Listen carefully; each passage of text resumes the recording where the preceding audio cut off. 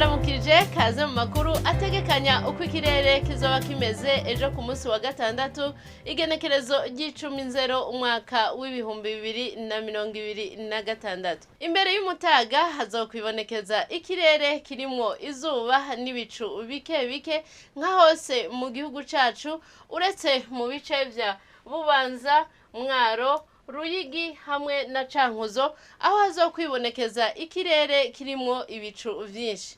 Ibipimo vy'ubushuhe bizoba biri hasi kurusha ahandi bikazokwibonekeza mu Kayanza aho bizoba biri kuri °C 13.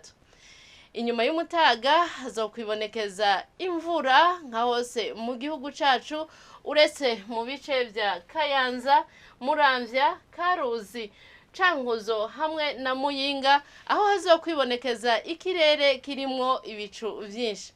Ibipimo vy'ubushuhe bizoba biri hejuru kurusha ahandi bikazokwibonekeza mu Cibitoke aho bizoba biri kuri °C 29. Hategekanijwe yuko izuba rizoseruka igihe c'isaha 12 z'agatondo riheze rirenge igihe c'isaha 12:19 z'umugoroba.